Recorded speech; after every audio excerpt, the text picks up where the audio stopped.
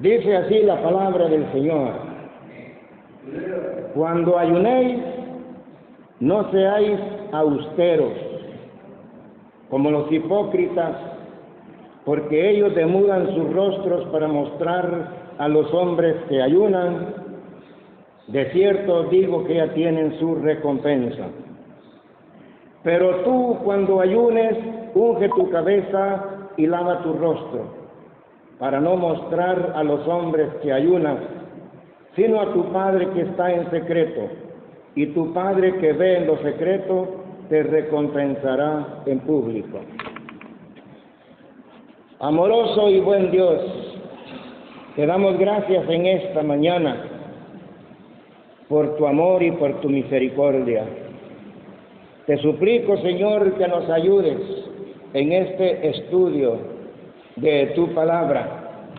Despeja nuestras mentes y corazones, Señor. Te lo rogamos en el nombre de Jesús. ¿Está bien el volumen? ¿Oyen hasta atrás? Porque si no oyen, pues se le da un poquito. Siento que le hace falta un poquitillo.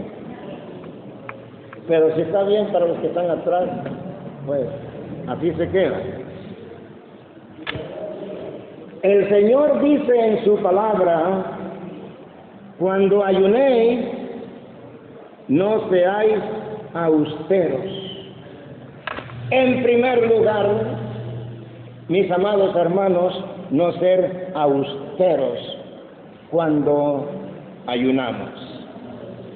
¿Y qué es lo que quiere decir no ser austeros?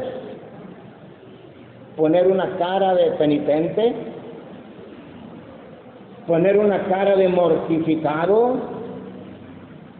Eso es lo que quiere decir no ser austeros, demostrando a los hombres que ayunan. Además dice, como los hipócritas, no debemos ayunar como los hipócritas. Y esa es otra palabra. Hipócrita quiere decir fingir sentimientos, fingir una alta vida de espiritualidad. Eso quiere decir hipócrita.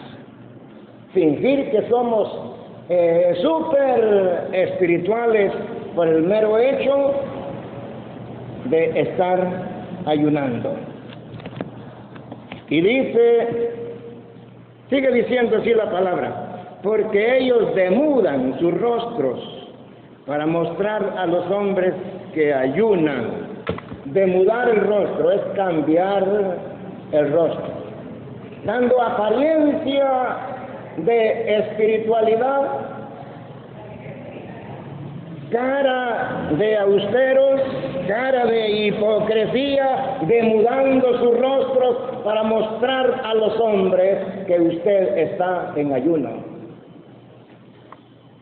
Pero tú, cuando ayunes, unge tu cabeza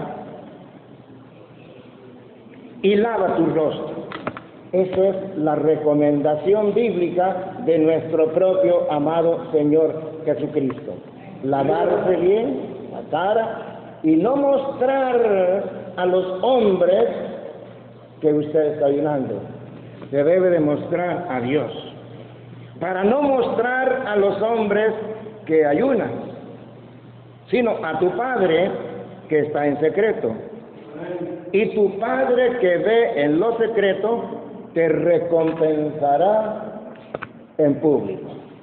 Gloria a Dios. Cuando ayunéis,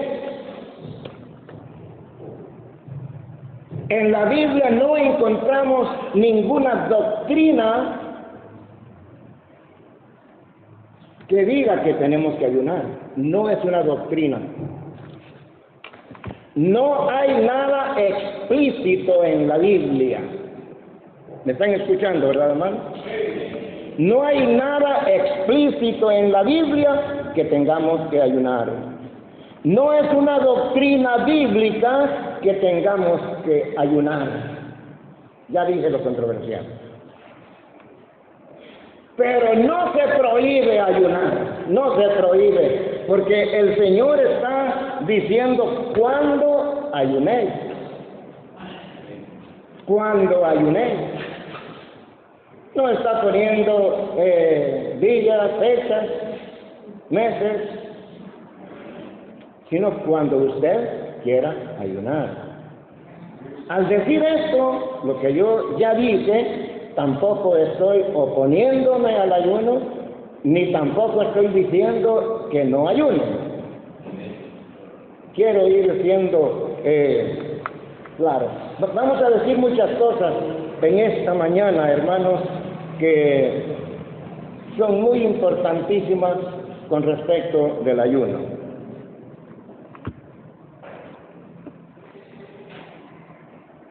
Tampoco debemos de confundir, no debemos de confundir ayuno con ascetismo. Algunos de ustedes quizá por primera vez escuchan esta palabra, algunos quizá sí. ¿Han oído hablar de los ascetas? Ascetismo.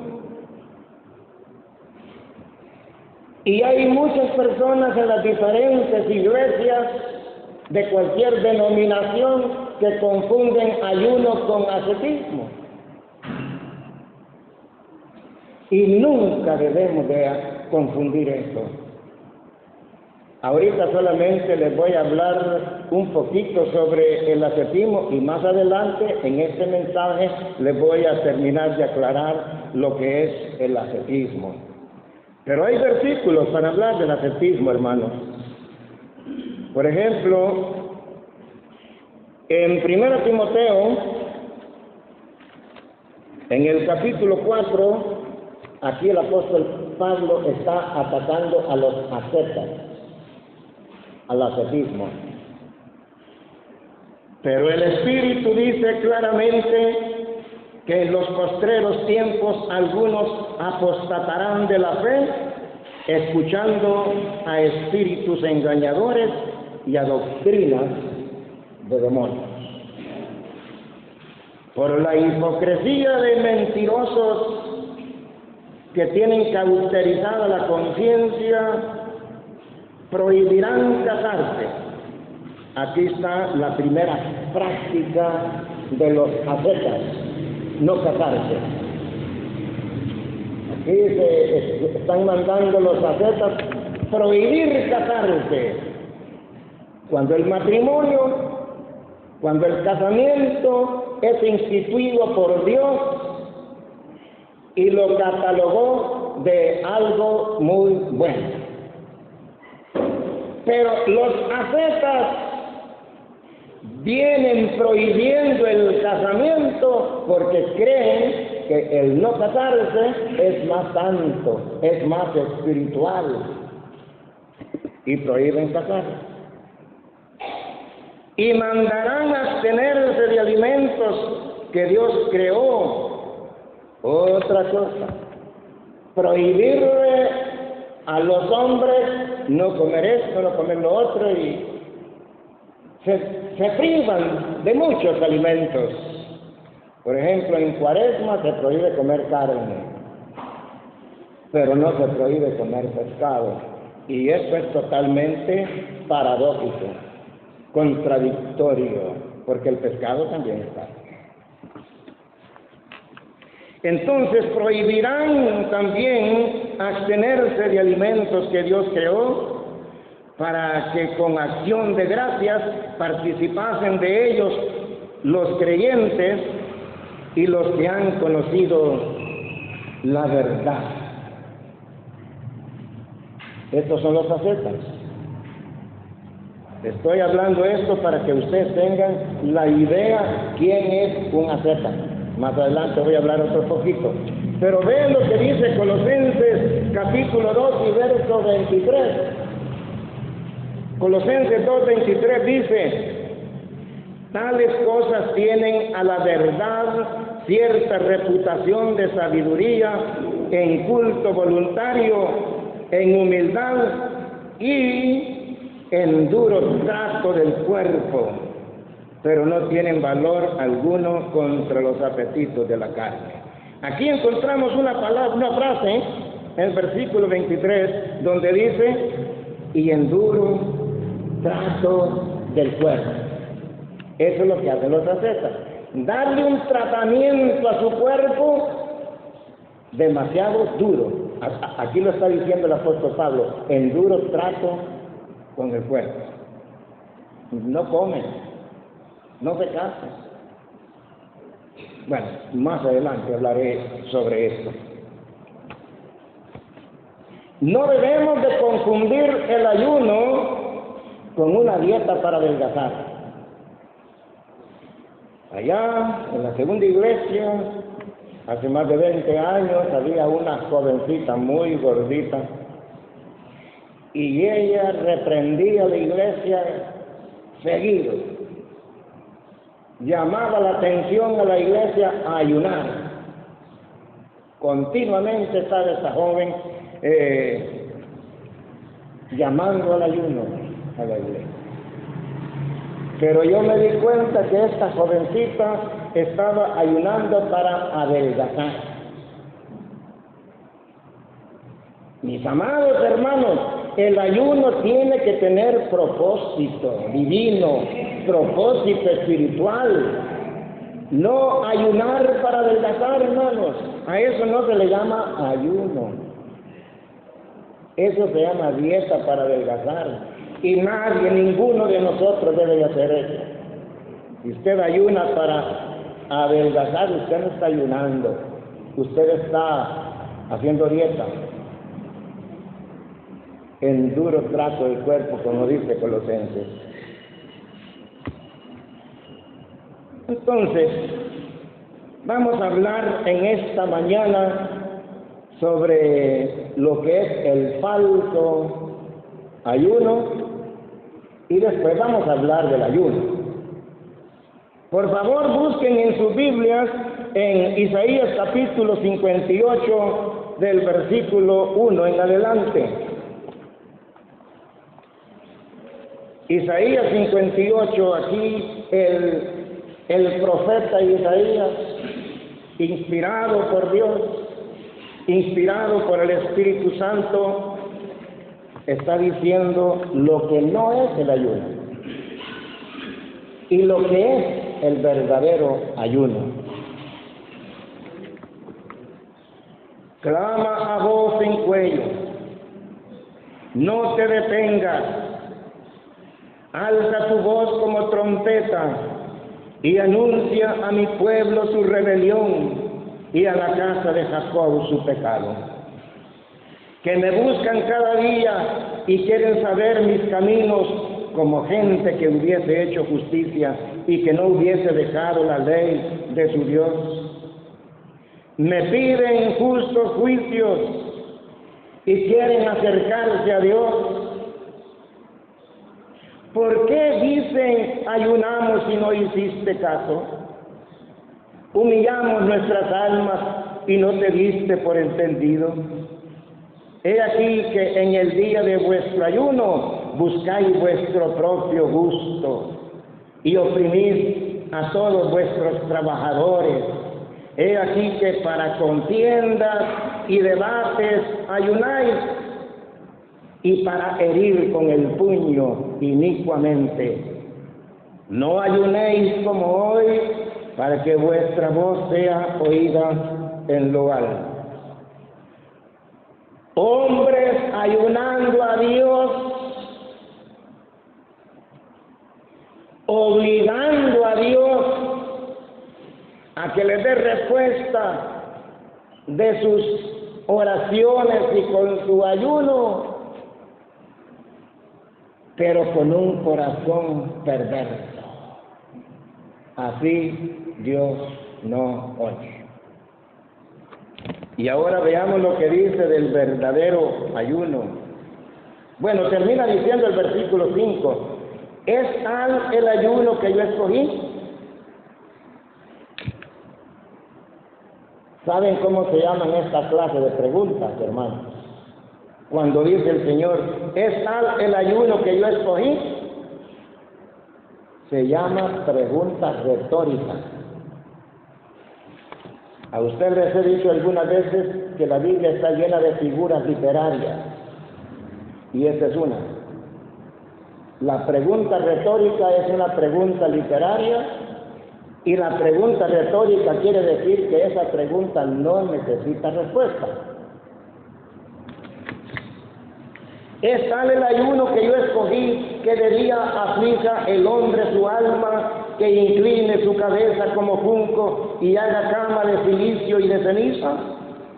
¿Llamaréis esto ayuno y día agradable a Jehová? Esa pregunta no tiene respuesta, está implícita. La respuesta está implícita. ¿Y qué es lo que quiere decir con ese versículo? No es ayuno. No es ayuno. Ahora en el versículo 6 en adelante vean lo que sí es el verdadero ayuno. No es más bien el ayuno que yo escogí, desatar las ligaduras de impiedad, soltar las cargas de opresión y dejar ir libres a los quebrantados y que rompáis todo yugo.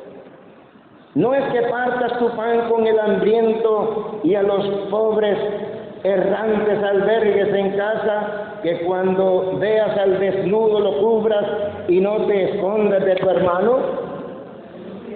Ese es el verdadero ayuno.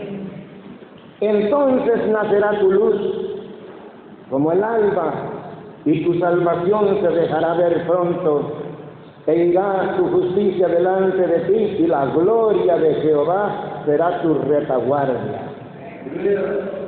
Entonces invocarás y te dirá Jehová, clamarás y te dirá él, heme aquí, y quitaré de en medio de ti el yugo, el dedo amenazador y el hablar vanidad.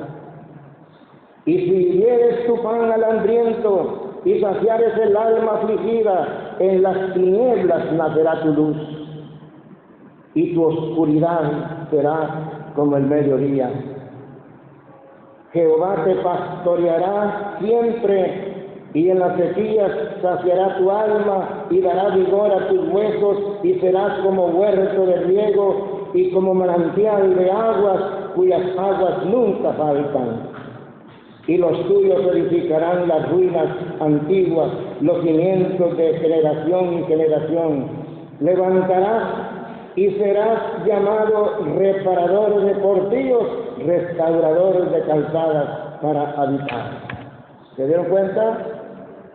Sobre el verdadero ayuno y el falso ayuno.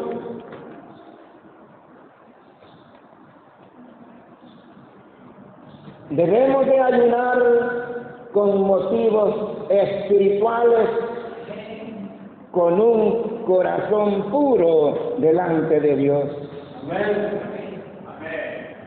Y no con motivos egoístas.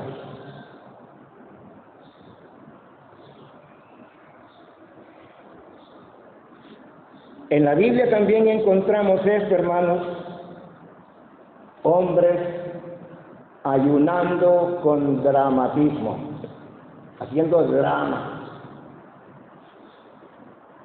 Vean lo que dice Joel capítulo 2 y versículo del 12 al 14. Joel capítulo 12 al 14, dice la palabra acerca de esta clase de ayuno de los hombres. Por eso, pues, ahora dice Jehová, convertíos a mí con todo vuestro corazón, con ayuno y lloro y lamento. Eso es lo que está pidiendo el Señor, hermanos. El versículo 13. Rasgad vuestro corazón y no vuestros vestidos, y convertíos a Jehová vuestro Dios, porque misericordioso es y clemente, tardo para la ira y grande en misericordia, y que se duele del castigo. Eso es ayunar con dramatismo.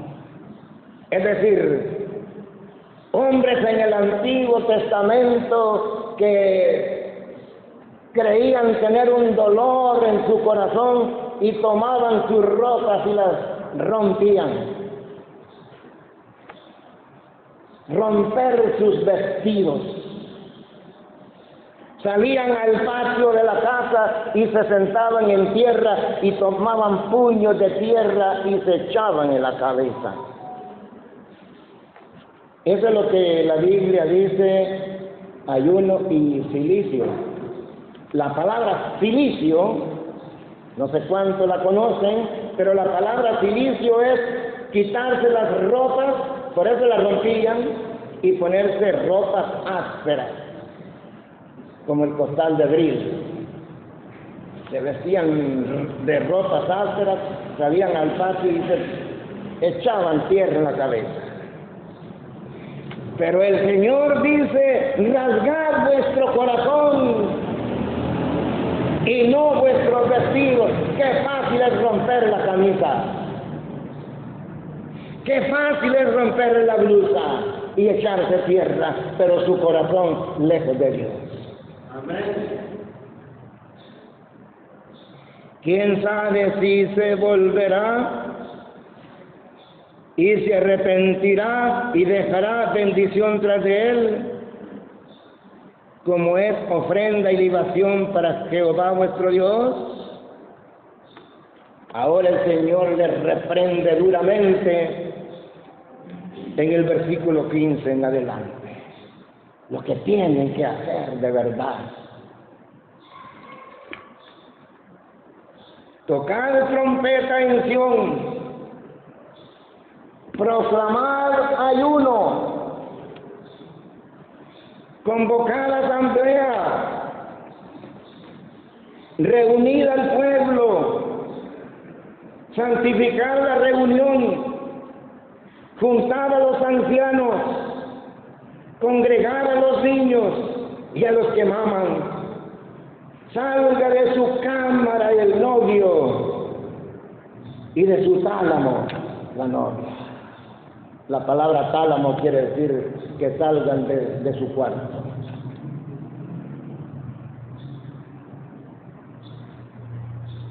Entre la entrada y el altar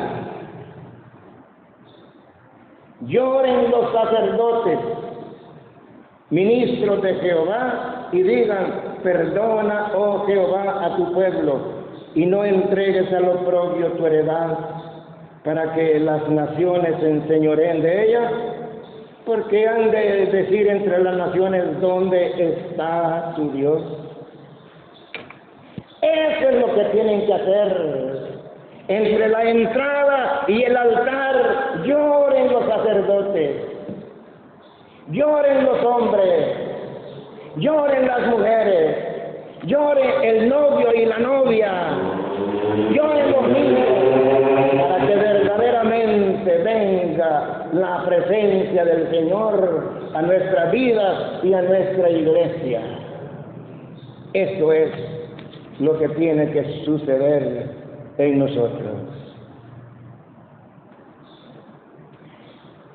El pueblo de Israel tenía una conducta. Si ustedes lo ven en Malaquías capítulo 1 y versículo del 6 en adelante, la conducta mala que tenían, hermanos, los israelitas en Malaquías. Por ese motivo el ayuno no sirve. Por ese motivo jamás el hombre debe de ayunar, porque está ofendiendo a Dios. Ayunar de esta manera como de lo que los acusa el Señor a los israelitas. Malaquías 1 del 6 en adelante, abran su Biblia y dense cuenta. El hijo honra al padre y el siervo a su señor. Si pues soy padre, ¿dónde está mi honra? Y si soy Señor, ¿dónde está mi temor? Dice Jehová de los ejércitos. A vosotros, oh sacerdotes, que menospreciáis mi nombre, y decís, ¿en qué hemos menospreciado? Todavía respondones a Dios. ¿En qué te hemos despreciado? Le dicen los sacerdotes al Señor Dios Todopoderoso. Y el Señor le responde en el versículo 8, ¿en qué han faltado?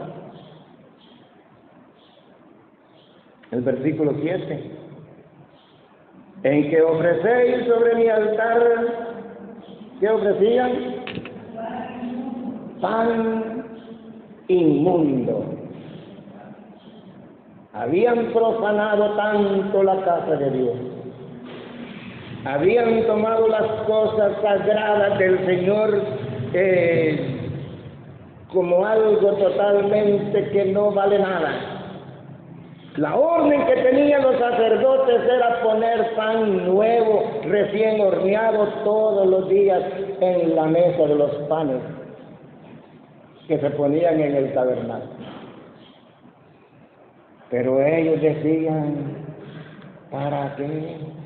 El mismo pan viejo ponían en la mesa. En esa mesa se ponían 12 panes, ¿sabían eso, verdad? Pero el Señor les dice, en que ofrecéis sobre mi altar pan inmundo, y dijiste, ¿en qué te hemos deshonrado? En que pensáis que la mesa de Jehová es despreciable. Y cuando ofrecéis el animal ciego para el sacrificio, dice el verso 8, ¿no es malo? En el Antiguo Testamento, en el libro de Levítico, Dios le pide al pueblo de Israel que el animal que iban a ofrecer, el toro o la cabra, el macho cabrillo, tenía que ser sin defecto, completamente sano. La orden que Dios le dio a Moisés. Pero miren lo que están haciendo estos, pues. Y cuando ofrecéis el animal ciego para el sacrificio, ¿no es malo? Asimismo, cuando ofrecéis el cojo, el enfermo, ¿no es malo? ¿En qué grado moral y espiritual cayeron los sacerdotes?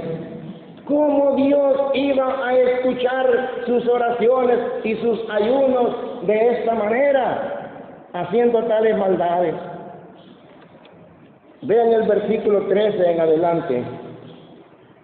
Habéis además dicho, oh, qué fastidio es eso. Miren lo que decían los sacerdotes, Malaquías 1:13. Oh, qué fastidio es esto.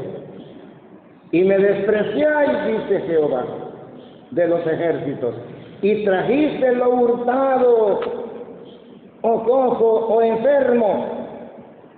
Hermanos, habían hombres en Israel que tenían mucho ganado, pero para ofrecerle el sacrificio a Jehová miraban alguna vaca suelta por ahí, o se metían al corral y se robaban una vaca. Ah, ya tengo para el sacrificio del domingo. Y ofrecían animales robados. ¿Era bueno eso? ¿Ofrecerlo robado? Y eso es lo que está diciendo el Señor aquí, lo que ellos hacían. Maldito el que engaña. Así dice el versículo 14. Maldito el que engaña, el que teniendo machos en su rebaño, promete y sacrifica a Jehová lo dañado, porque yo soy gran rey,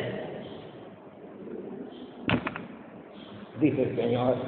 Yo soy gran rey. Amén. El Dios Todopoderoso. Amén. Creador de los cielos y de la tierra. Dice, yo soy gran rey. Dice Jehová de los ejércitos, y mi nombre es temible en todas las naciones.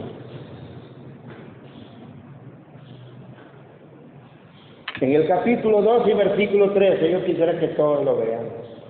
Malaquías 2:13. Aquí está la respuesta de Dios a su conducta pecaminosa.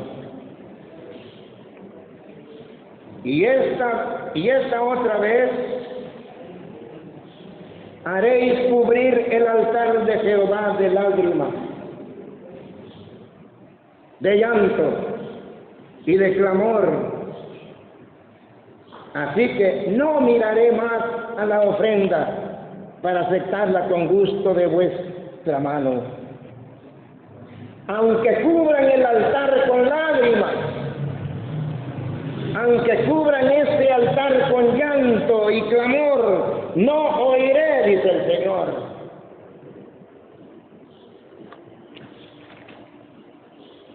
Porque el ayuno tiene que ser con un corazón puro, con un corazón entregado al Señor. El ayuno, mis amados hermanos, en la Biblia está ligado a tiempos de crisis. Por ejemplo, en tiempo de Nehemías. Busquen por favor el libro de Nehemías.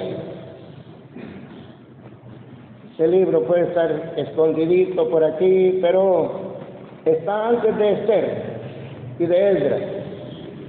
Vamos a ver unos versículos aquí, hermanos, en Nehemías capítulo 1, para demostrarles que el ayuno está ligado a tiempos de crisis personal o nacional.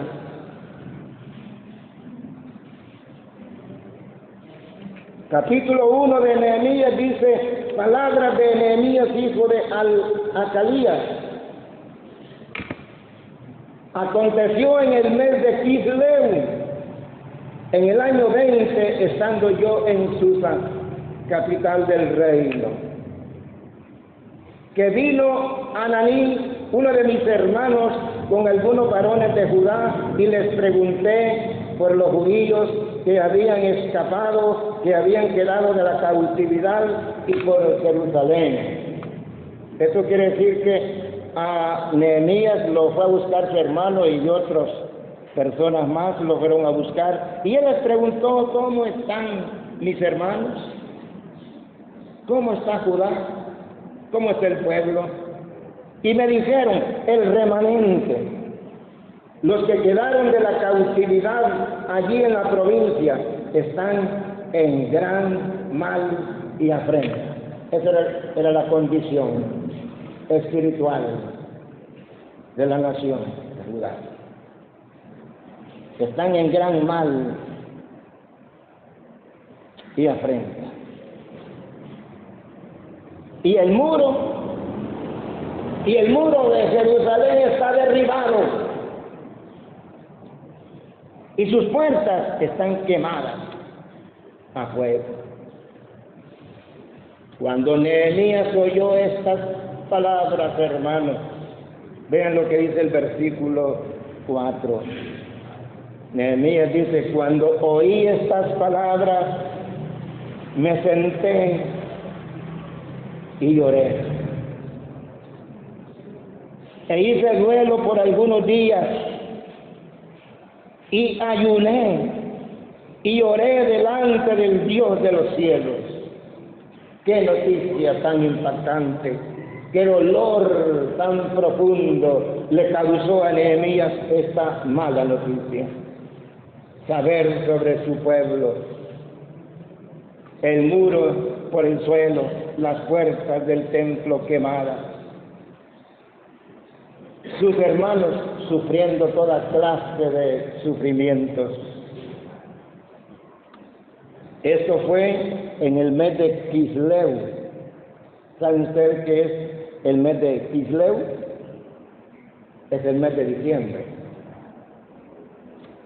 Ahora en el capítulo 2 y versículo 1 dice: sucedió en el mes de Nisán, en el año 20 del rey Artajerjes, que estando ya el vino delante de él, tomé el vino y lo serví al rey, y como yo no había estado antes triste en su presencia.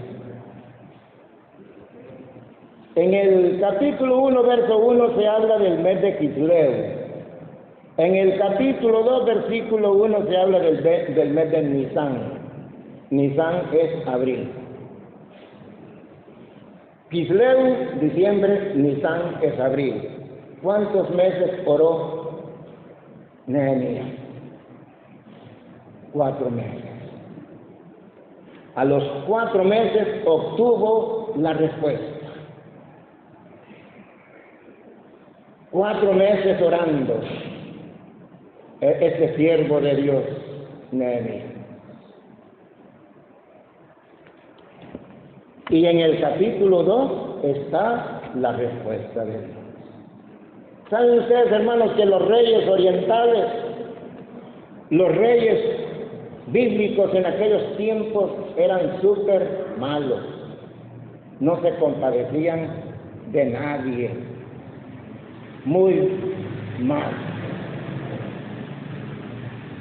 Pero como Nehemías ya había orado 4 meses, el corazón del rey Artajerjes ya estaba tocado por el poder de Dios.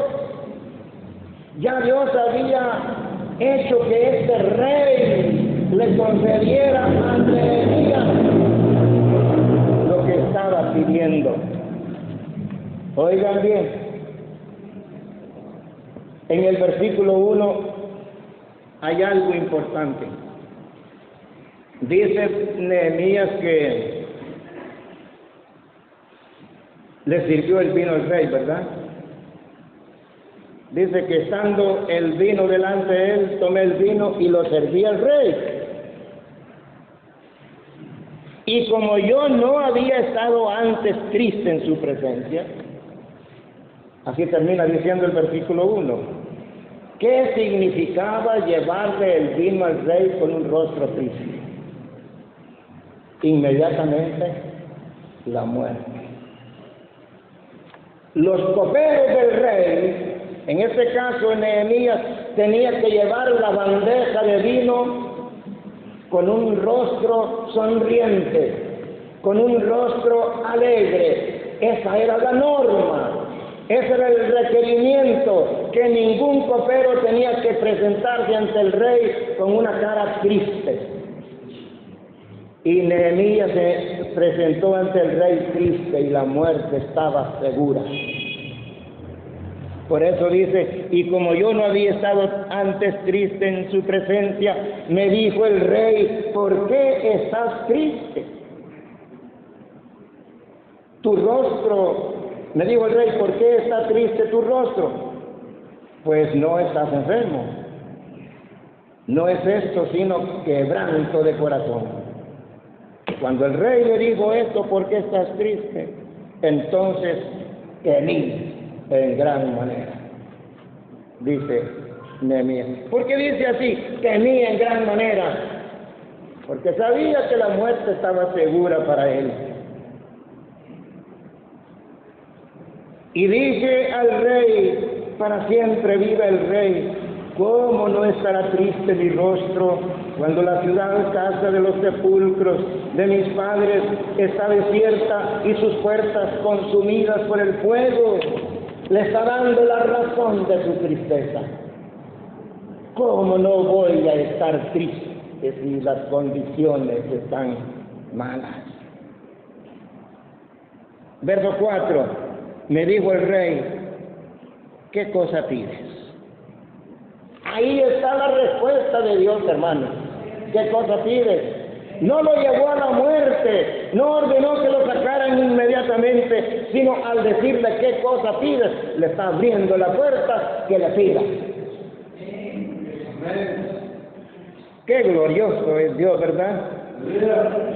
Pero ustedes creen que este rey era bueno, bonachón. Como ya les dije, era Dios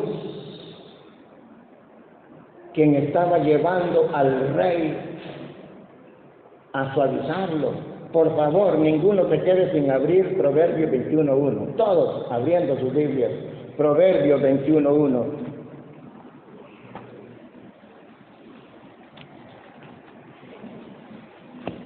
Proverbios 21 y versículo 1. Aquí vamos a encontrar algo precioso. Proverbios 21:1.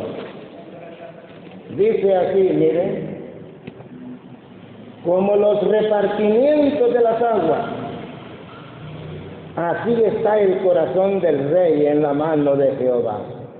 ¿Cómo termina diciendo?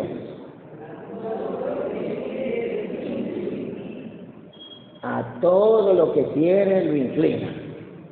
Y eso fue lo que hizo con Artajerjes el Señor.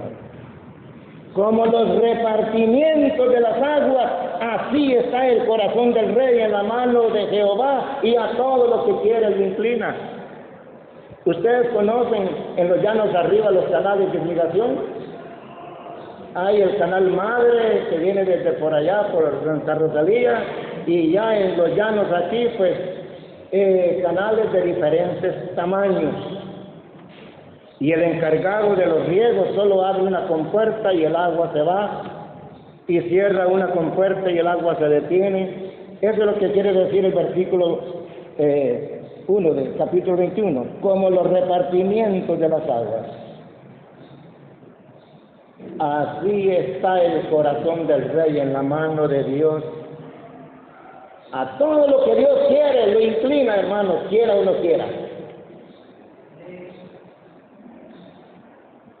Eso es lo que el Señor nos está diciendo aquí.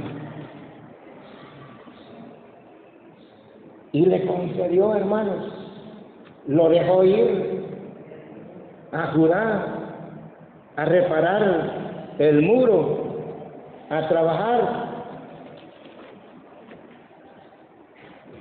Gracias a Dios, ¿verdad? Lo bueno y maravilloso que es Dios. El tiempo, el ayuno, hermanos, ya dije que está ligado a tiempos de crisis.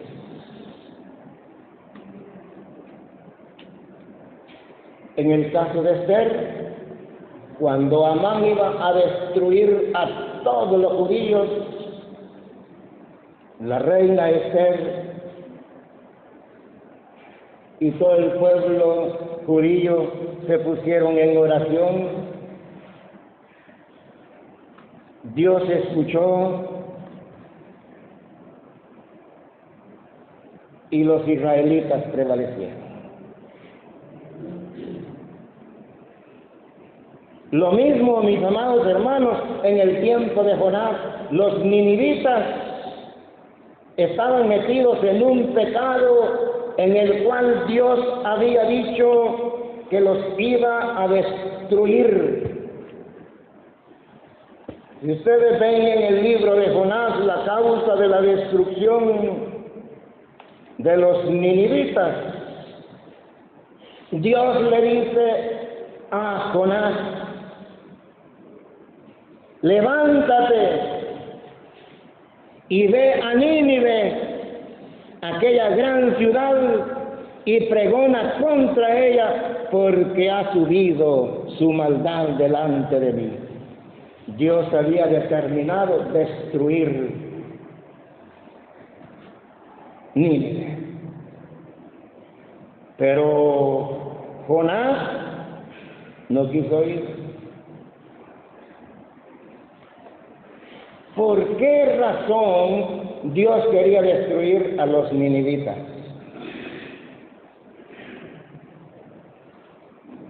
El rey de Nínive se llamaba Asurbanipal. En la Biblia no es el nombre, pero se encuentra en la historia. Se llamaba Asurbanipal, un hombre de los más peligrosos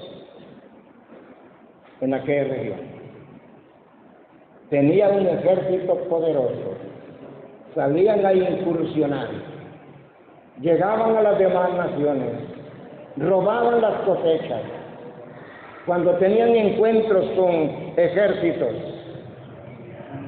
a los capturados. Asurbanipal capturó generales. ¿Y saben qué hacía con los generales? Los desollaban. Así como cuando a una vaca se le quita la piel, él desollaba a la gente, les quitaba la piel y las tendía en el muro de Nínive, ahí a secar esas pieles de hombres. A otros los enterraba vivos y a otros los sentaba en postes afilados. Esa es la razón por la cual Dios quería destruir a Nínive. Pero en el capítulo 3, cuando se dan cuenta que ya la ira de Dios está encima de ellos, entonces el rey ordena ayuno en toda la nación. Nínive no era una nación, era la capital de Asiria, para que ustedes tengan más conocimiento de lo que es Nínive. Nínive era la capital, Asiria era el país. Entonces comenzaron a ayunar hombres y animales, y Dios también se arrepintió. Ya no mandó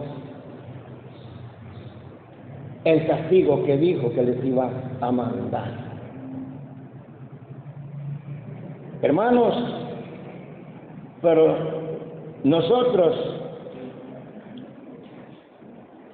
cuando ayunemos, no debemos de ayunar para manipular a Dios. Muchas personas ayunan para manipular a Dios. Como ya lo leímos en el capítulo 58 de Isaías.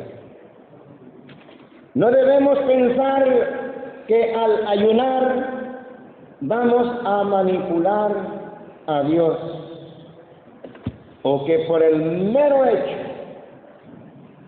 de ayunar Dios está obligado a darnos respuesta. Dios no está obligado con nadie. Usted puede ayunar todo lo que quiera, Dios no está obligado a darle nada. Es la voluntad de Dios. Amén.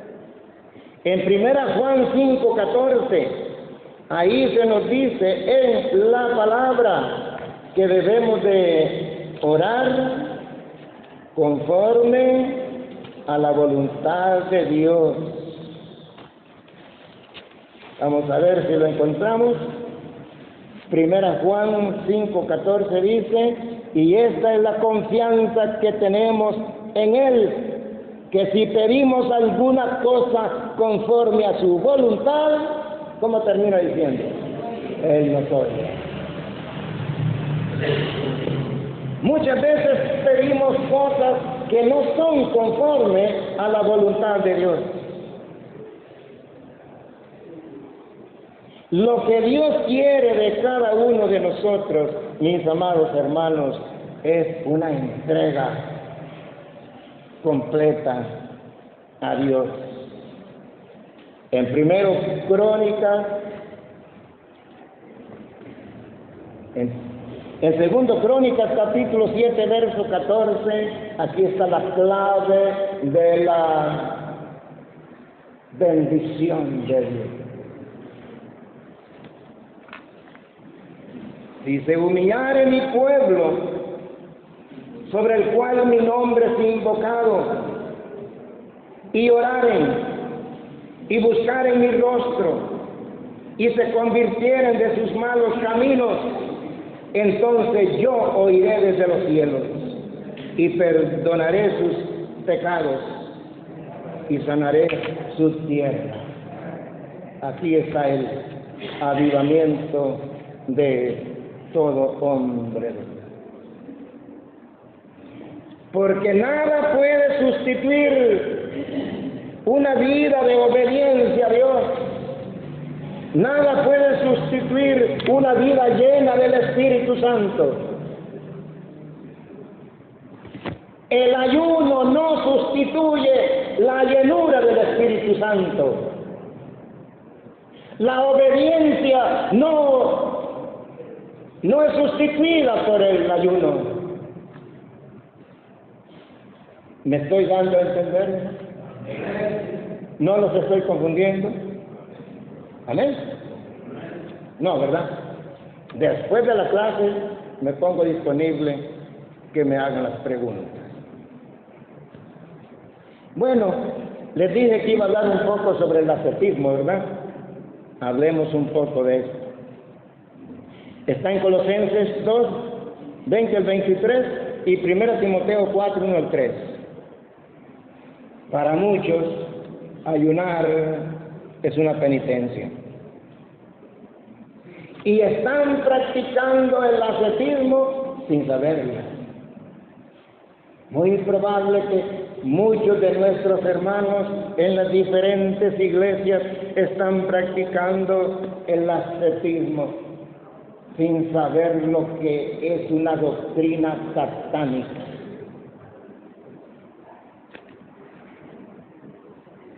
Ya hemos leído lo que dice 1 Timoteo capítulo 4 en el versículo 1. Pero el Espíritu dice claramente que en los postreros tiempos algunos apostatarán de la fe, escuchando a espíritus engañadores y a doctrinas de demonios. El ascetismo es doctrina de demonios. El ascetismo es una penitencia autoimpuesta. Eso es el ascetismo.